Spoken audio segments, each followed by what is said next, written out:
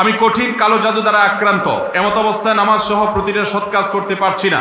আমার সুস্থ হওয়ার জন্য আমি কি আমল করতে পারি? ভাইরা আমার, প্রতিটা মাহফিলে আমি বলার চেষ্টা করি, খুব ভালো করে কান খাড়া করে শুনে রাখেন।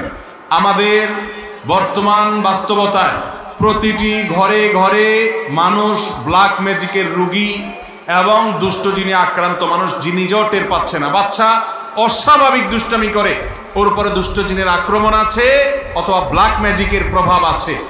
আমরা অনেকে এটাকে কুসংস্কার মনে করি। ইসলামের যদি কোনো জীবন্ত মুজিজা দেখতে চান, শুধু ব্ল্যাক ম্যাজিক এবং এটা ট্রিটমেন্ট দেখলেই হবে। আপনি আমার কথা শুধু অন্ধের মতো মানার দরকার নাই।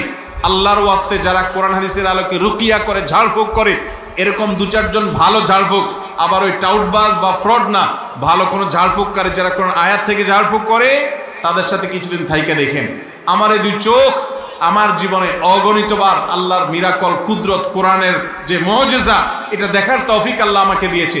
কোরআন কিভাবে কাজ করে, জীবন্ত মুজিজা যদি আপনি দেখতে চান, আপনার বাসা ব্ল্যাক ম্যাজিক আছে, কোরআন দিয়ে ট্রিটমেন্ট করেন, আপনি আল্লাহর কুদরত দেখতে পারবেন। আমি অনেক কথা বলতে পারি, কিন্তু এখানে বলা ঠিক হবে না, আপনারা হজম করতে পারবেন না। আমার চোখে দেখা কুদরত, গত এক সপ্তাহের ভিতরে দেখা কুদরত এরকম আছে যে কোরআন কিভাবে কাজ করে, কিভাবে আমার ফ্যামিলিতে, আমার পরিবারে আমি দেখেছি বাসার মধ্যে যে আল্লাহর কুদরত কিভাবে আসমান থেকে নাজিল হওয়ার মতো বিষয়। ভাইরা আমার, এই যুগে আপনার ঈমান দুর্বল, তো কোরআনের রুকিয়া কিভাবে কাজ করে, শুধু এটাকে আপনি যদি ডিপলি দেখেন, তো আপনার আল্লাহর প্রতি ঈমানের জন্য আর কিচ্ছু লাগবে না। সায়েন্স বা বিজ্ঞান এখনো পর্যন্ত জিনের অস্তিত্বকে অস্বীকার করে। কোরআনে সূরা জিন আল্লাহ তাআলা জিনের কথা বলছেন। এই একটা বিষয় আপনি শুধুমাত্র যদি জিনের অস্তিত্ব আপনি অনুভব করবেন, যদি নিয়ত করেন, আপনি জিনে ধরা, অনেক লোক আছে মানসিক রোগীকে জিনে ধরা রোগী বানায় দেয়, অনেকে আছে সুস্থ মানুষকে জিনে ধরা রোগী বানায় দেয়, সেগুলো ভিন্ন কথা।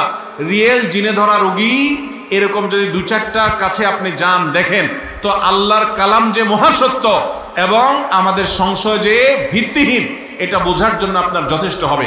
তো যারা কালো জাদু দ্বারা আক্রান্ত হয়ে গেছেন বা আশঙ্কা করছেন, তাদেরকে বলবো ঘরে ঘরে কোরআন তেলাওয়াত চালান। ভাইরা আমার, আজ মুসলমানদের ঘর থেকে কোরআন তেলাওয়াত বিদরিত হয়ে গেছে, কোরআন তেলাওয়াত শেষ হয়ে গেছে, এই ঘরগুলোর সব শয়তান দখল করে ফেলেছে। প্রতিটা ঘরে ঘরে রোগী, কারণ তেলাওয়াত নেই। যে ঘরে উচ্চস্বরে কোরআন তেলাওয়াত হয়, প্রতিদিন সকাল সন্ধ্যা রাতে শোয়ার আগে বিভিন্ন সময় কোরআন তেলাওয়াত হয়, পরিবারের একাধিক সদস্য তেলাওয়াত করেন, সেই ঘরে রহমতের ফেরেশতা থাকে এবং শয়তানের প্রভাব থাকে না। আমরা টেরও পাচ্ছি না, ঈমানের স্বাদ নাই, ইবাদতের স্বাদ নাই, আমলের স্বাদ নাই, নামাজের স্বাদ নাই, দোয়ার তৃপ্তি নাই। আমাদের ফাসিকি জিন্দেগি বেড়েই চলেছে, সন্তানরা অমানুষ হয়ে যাচ্ছে, স্বামী স্ত্রীর মধ্যে বনিবনা নাই, অশান্তি সর্বদিকে আমাদের। এর অন্যতম প্রধান কারণ হলো কোরআন পরিত্যাগ করা। আপনি যদি কোরআন তেলাওয়াত করেন, কোরআন বুঝেন, কোরআন আঁকড়ে ধরেন, কোরআনকে সামনে রাখেন, কোরআনকে চর্চার মধ্যে থাকেন, আমি নিশ্চিতভাবে আপনাকে বলতে পারি ইনশাআল্লাহ পৃথিবীর কোনো ব্ল্যাক ম্যাজিক আপনাকে আক্রমণ করতে পারবে। ব্ল্যাক ম্যাজিক থেকে বাঁচার জন্য আরেকটা গুরুত্বপূর্ণ আমল হলো আইয়ামে বীজের রোজা রাখা, চন্দ্র মাসের 13, 14, 15। এই 3 দিনে ব্ল্যাক ম্যাজিশিয়ানরা ম্যাজিক বেশি করে। ওই দিন যারা রোজা রাখে, আল্লাহ তাআলা তাদেরকে সেফ রাখেন। সকাল সন্ধ্যার দোয়া জিকিরগুলো নিয়মিত পড়বেন, বিশেষ করে রক্ষা কবচ দোয়াগুলো। ঘরে ঢুকতে বিসমিল্লাহ বলে ঢুকবেন এবং খাবার খেতে বিসমিল্লাহ বলে খাবেন। বাচ্চাদের সবাইকে অভ্যস্ত করবেন, বাসায় বিসমিল্লাহ ছাড়া কেউ ঢুকবে না, সালাম ছাড়া কেউ ঢুকবে না। টয়লেটের দরজাগুলো সব বন্ধ করে রাখবেন, দোয়া পড়া ছাড়া ঢুকবেন না, দোয়া পড়া ছাড়া বেরোবেন না। ইনশাআল্লাহ দুষ্ট জিন থেকে এবং ব্ল্যাক ম্যাজিক থেকে হেফাজত থাকবেন। আল্লাহ আমাদের সবাইকে হেফাজত রাখুন। এরপরে প্রশ্ন হলো, আমি একজন ছাত্র, জানতে চাচ্ছিলাম ইসলামে নাম রাখার বিধান সম্পর্কে।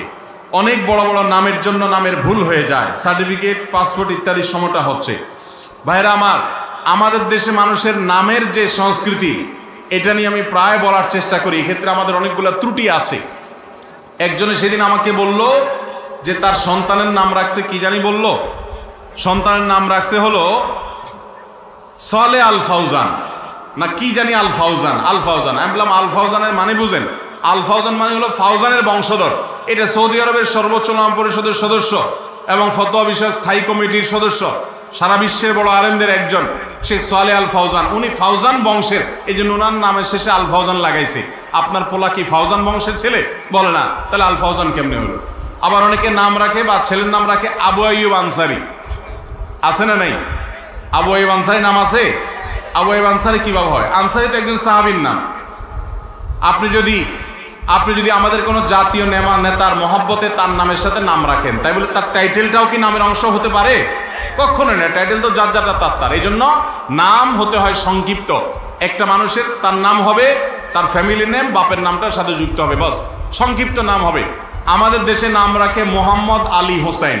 মোহাম্মদ আলী হোসেন বললে কয় জেনারেশনের নাম দখল করছে? 3 জেনারেশন। মোহাম্মদ নবী করিম সাল্লাল্লাহু আলাইহি ওয়াসাল্লাম, আলী হলেন তার জামাই, আর হোসেন হলো নাতি। তাহলে নানা, নাতি আর যে মানে আপনার কি জামাই, 3 জনের নাম একজন দখল করে বসে আছে। শুধু মোহাম্মদ রাখেন, শুধু আলী রাখেন, শুধু হোসেন রাখেন, সাথে বাপের নামটা যুক্ত করেন, হোসেন ইবনে অমুক, অথবা ইবনে না লাগায় ডাইরেক্ট বাপের নাম যদি কামরুল হয় তাহলে হোসেন কামর, অথবা বাপের নাম মোহাম্মদ হলে হোসেন মোহাম্মদ, এভাবে নাম রাখেন। তো আমাদের দেশে লম্বা লম্বা নাম রাখা হয়, যেটা সুন্নাহর পরিপন্থী। হারাম টাকায় হজ করলে হজ হবে কিনা, এমনকি ভাইয়ের জমিও আটকে রেখে অনেকে হজ করেন, হজ হবে কিনা। হারাম টাকা যদি হজ করে তাহলে মানুষের কাছে হাজি সাজা যাবে, আল্লাহর কাছে হাজি হওয়া যাবে। আল্লাহর কাছে হাজি হতে হলে হালাল টাকা হজ করতে হবে।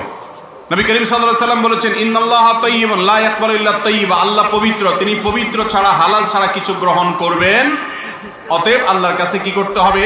হালাল জিনিস নিবেদন করতে হবে। হারাম টাকা দিয়ে হজ ওমরা করলে সেটা হবে না। আমার 3 লক্ষ টাকা কাবিন, 15 লক্ষ টাকা উসুল দিয়েছি, এখন 15 লক্ষ টাকা বাকি আছে, 13 লক্ষ টাকা, 12 লক্ষ টাকা বাকি আছে। আপাতত এই 12 লক্ষ টাকা দেওয়ার সামর্থ্য নাই, এমত অবস্থা আমার করণীয় কি? ভাইরা আমার, বিয়েতে কাবিন বা মোহরনামাজ, মোহর যেটাই বলি আমরা, এটা উসুল যে দেওয়া হয়, এক্ষেত্রে বাংলাদেশে 80% ক্ষেত্রে চিটারি করা হয়। চিটারি বুঝেন কিভাবে করে? ধরেন বাজার করছে 50,000 টাকা, স্বর্ণগহনার সব মিলে 70-80 হাজার টাকা হয়তো হয়েছে। তো উসুল লিখতে বললে বলে কত উসুল লিখবো, বলে যে 1 লাখ লেখেন, 1.5 লাখ লেখেন, ছেলে পক্ষের যেমনি খুশি এমনি ফিগার বসায় দেয়।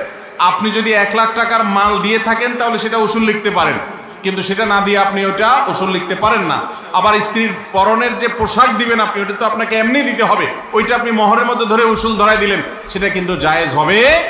আমরা মেয়েদেরকে অনেকভাবে ঠকাই। যাই হোক, উসুল যেটা দিয়েছেন এটার পরে বাকিটা যে বাকি আছে এটা দিতে হবে। এটা যদি দিতে না পারেন, আমি বিভিন্ন সময় বলি, দিতে না পারলে এটা ধরছে যখন, তখন কথা বলেন নাই কেন?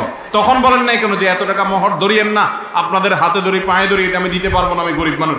তখন তো ভাবসাব নিছেন, হ্যাঁ ধরেন অসুবিধা নাই, কিন্তু আপনি এখন দিতে পারছেন না। তো ফান্দে পড়িয়া বগা কান্দে রে।